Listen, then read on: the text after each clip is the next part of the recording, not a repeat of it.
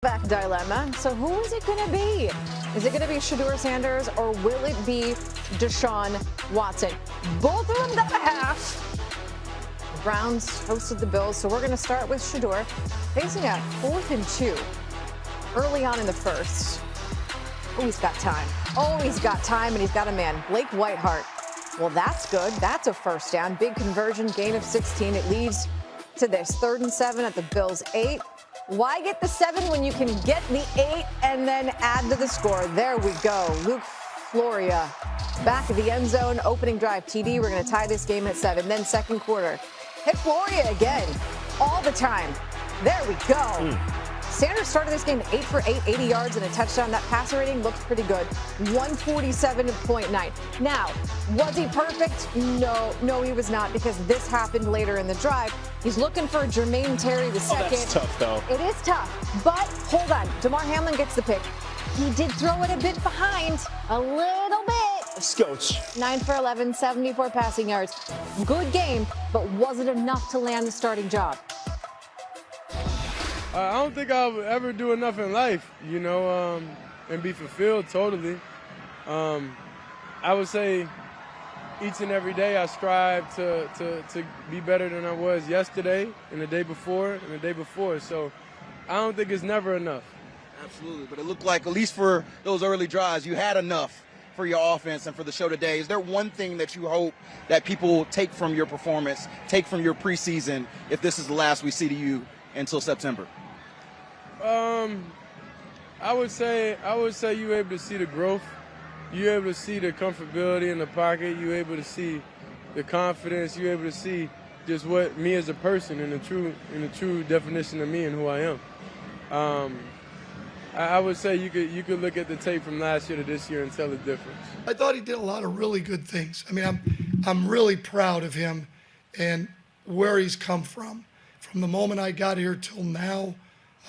Very impressive. So, growth from young Sanders. Let's see what Deshaun Watson had for the second half here against the Bills. Third quarter, he's facing a 3rd and 10 from their own 41. From the gun, looking to check it down, sees nothing downfield and just kind of dirts it. So, not the best result on the money down. They would end up punting, obviously, so he gets another drive. Here, 1st and 10 at the Browns' 19. Pocket starts to collapse around him. There finds a Malachi Corley, makes the catch, gets up, gains a couple more to put it up to 20, and then later in the drive, a 3rd and 6. He's under pressure again, and that one is not to his teammate. Picked up by Corey Couch. Obviously sailed on him there. The crowd would actually wind up expressing their feelings after that play for Watson. Take a listen.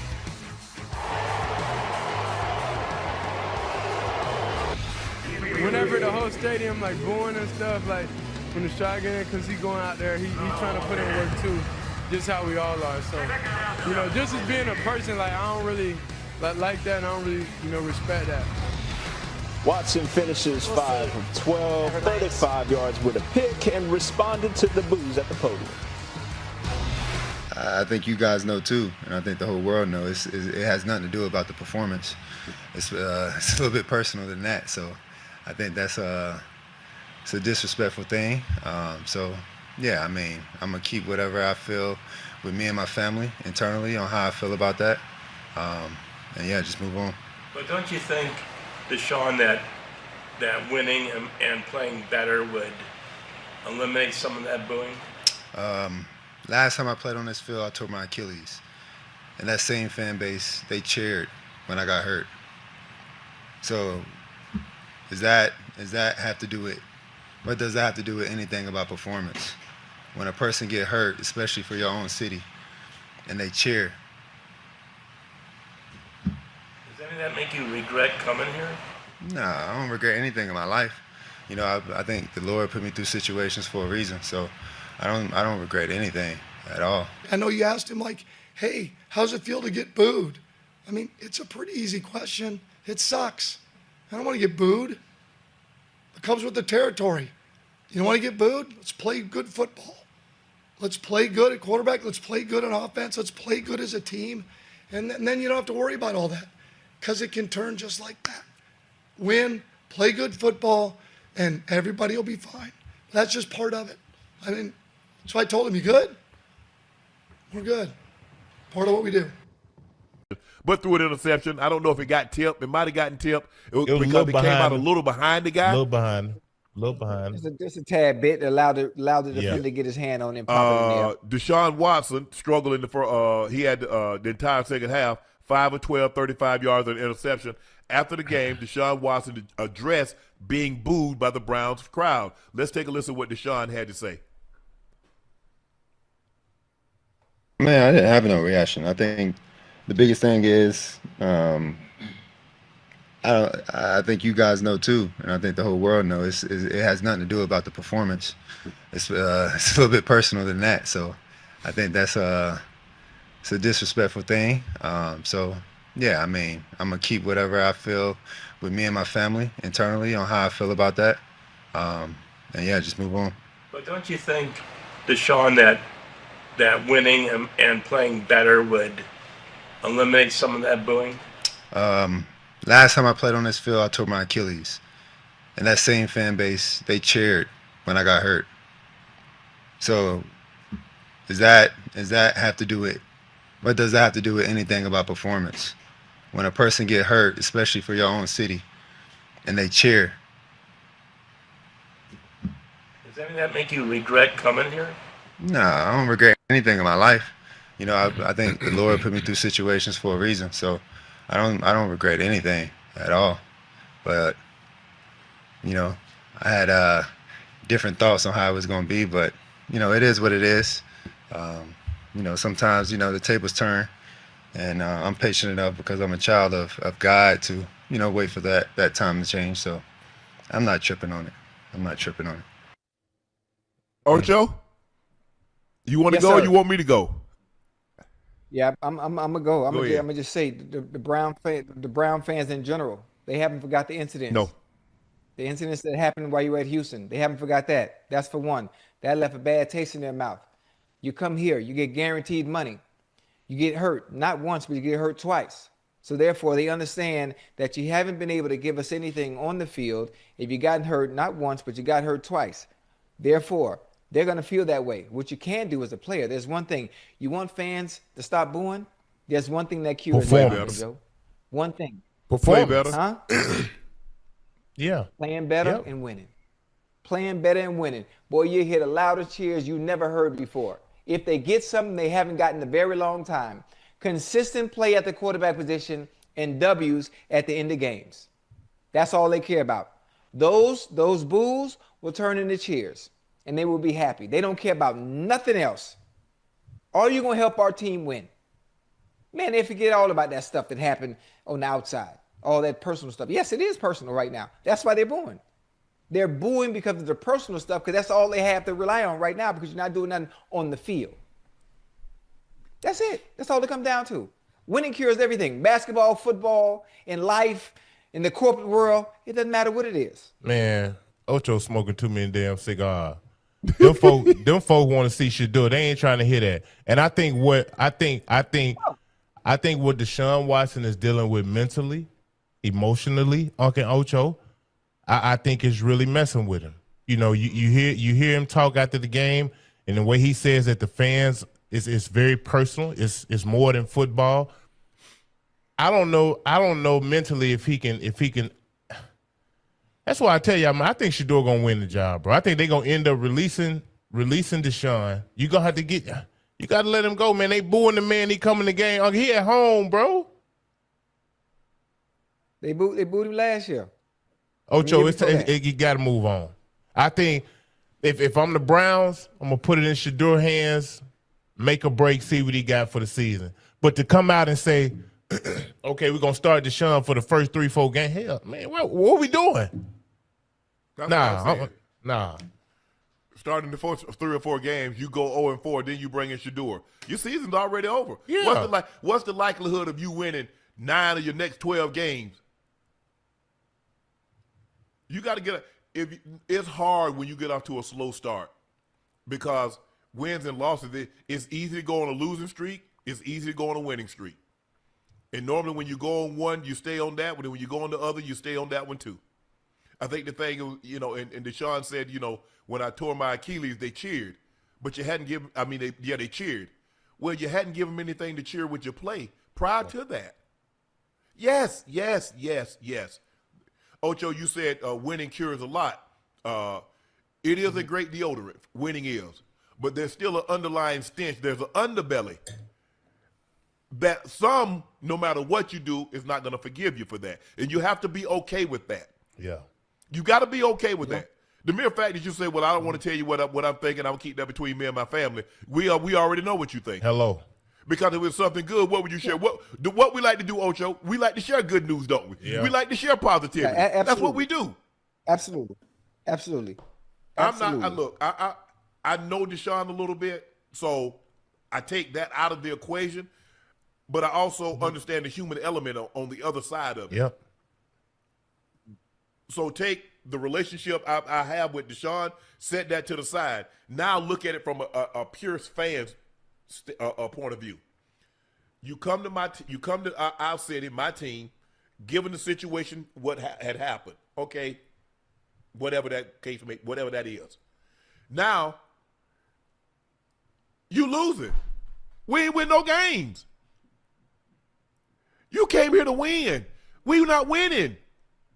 So what you want me to do? Now I don't agree with that cheering that somebody get hurt. I don't think you should cheer if the opposing player gets hurt. That's classless. Right. That's Bush League. I don't care what the fan base is. Right. You don't cheer somebody else's misfortune. You don't do that. That's low. I don't care if that's your staunchest rival. Raiders, Kansas City, I would have been very disappointed if the Bronco country had cheered for someone to get hurt from the opposing team. You don't do that. I got no problem if they booing, because they're booing for a reason. Yeah. Because I've heard them cheer so many times, but it's normally we've given them something to cheer about. And if we don't give them something to cheer about, and they paid their hard-earned money, yeah, let us have it. Maybe that'll give us the kick in the ass that we need. Hey, you just answered it, huh? Give them something to cheer about. Yes. You just answered it. Booing, hey, Uncle Joe, booing has always been a part of the game. Yes. Cheering has always been a part of the game. Sometimes they boo you, sometimes they cheer you. As a player, especially an NFL player, that shouldn't bother you any way, shape, or form, even if it's from your own team. Because there were times in our stadium in Cincinnati, early in my career, year 2, 3, and 4, they booed us. Not booing me directly, but as a group collectively, yes, our play deserved it. You're still a part of the team. Absolutely. Our play warranted that booing. Yeah. Yeah. And I'll give you one more piece of advice, Ocho. Deshaun, have your earrings already in your ear before you go up there. That's a bad look. Be already made up. You putting those big old earrings in your ear, Ocho? You know it, Joe. You know it. That's a bad look. You don't want to give them any more ammunition. They've already got a lot of bullets to fire at you. The last thing I want to do is have them any more ammunition. You could have took a few extra seconds to take care of that in the locker room. Come, stand before the podium. I'm just trying to give you some advice. Don't give them any ammunition. They're looking for it. And you handed it to them. Because if I'm thinking it, who else you think thinking it, Joe? Who else you think thinking it, Ocho? People in the organization, yeah. The media. Yeah. I'm surprised they didn't say. They'll probably write something tomorrow. We'll see what they have to say. Tomorrow. Somebody gonna say something. Somebody gonna say something. They are. And you know what I think? Also, the Cleveland media, they're enjoying this. They're really enjoying. I don't want to call it a circus. They're enjoying the circus. They're enjoying it because it gives everyone something to write.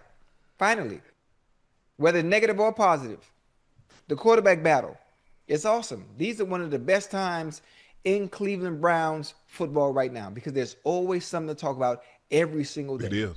Every single day. And when you think about it, to kind of move over to Shedeur, man, them first damn 8 passes, Uncle Ocho, That He boy looked was good. spinning that thing, man. Outside Yeah. that little interception he threw that was kind of behind him a little bit, hell, I think if he'd have scored right there, Uncle Ocho, the Browns, we didn't know who the starter was right now. Yeah. If he'd have scored right there, if he wouldn't have threw that damn pick and they'd have scored, man, please, we know who the starter would be right now today. Did the ball get tipped at the line? Because I was waiting for him to go. Because this is the one thing I hate about preseason. Because you only gonna be able to see the games that they want you to see. I wanted to see because I knew we were going to talk about this game. That's the game I wanted to see.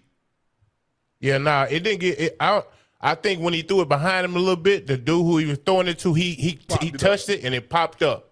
Okay. Yeah. Okay. But outside of that, hey man, he got stuff you can't teach, Uncle Ocho. That poise and patience in the pocket. You know, with guys all around you and it don't bother you, you can stand in there and initially things may not be open and you have to wait an extra half a second for him to open. Hey man, that young man got it, bro. He got it, bro. He nice. Nice. And hell, he ran it, I think 12 times. Hell, how many yards he had on the ground? Because he was willing, he was getting up out of there too. Who that? Shedeur. He ran it like 10 or 12 times. Huh? He had one carry for 2 yards. Did he? Ran the boot. Yeah, they played the boot. That's Raheem Sanders. That's the other one. That's a cousin. Oh, I must have looked at the wrong. That's a cousin. Let me stop. No, I thought he played well. I mean, that's what you want to do. You have an opening drive, Ocho, and you take your team right down there and you put them in the end zone. Man, you know that crowd was going crazy. Ooh. That crowd was going 8-ish.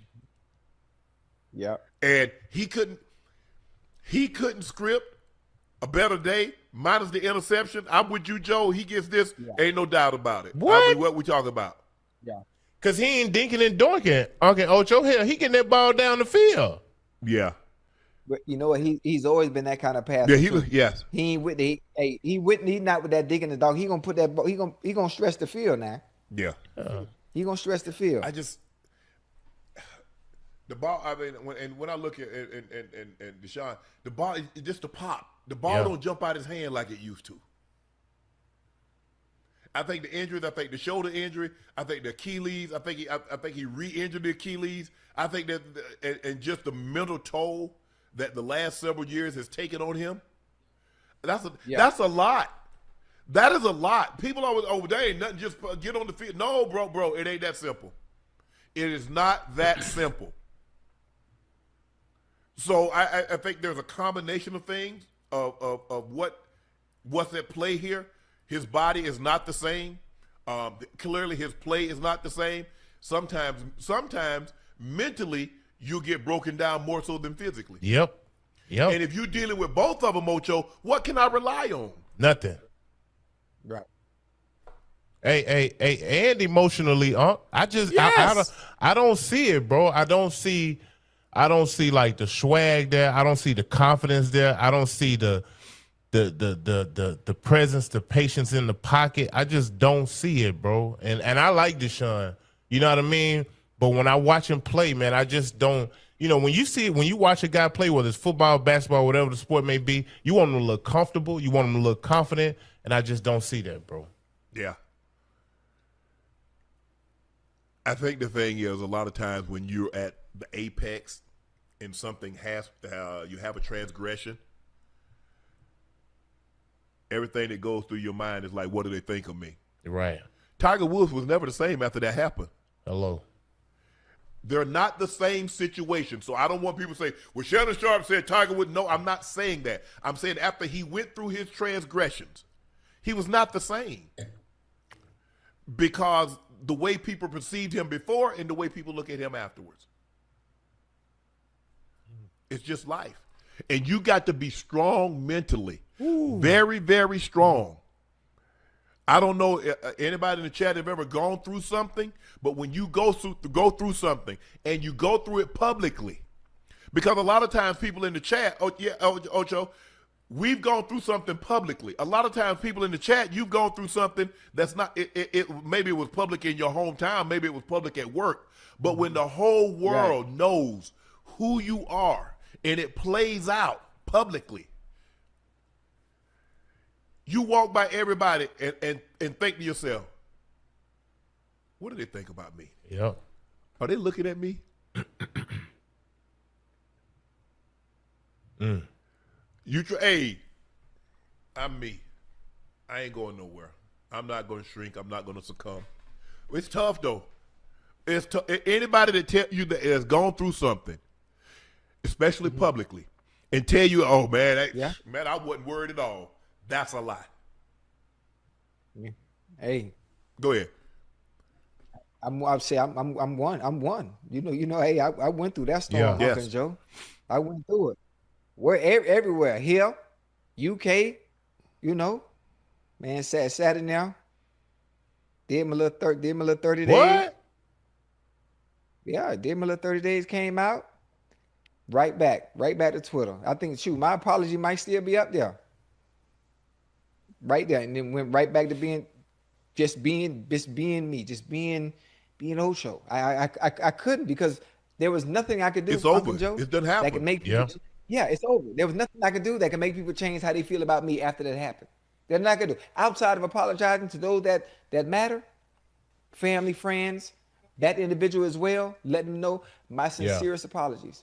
It'll never happen again. Boom. And I got to live my life, huh? You got to. I got to. I can't be worried how other people feel about me. I already had that gene in me a little bit anyway, of not caring how people feel. For those that do love me, everything I'm doing is for you.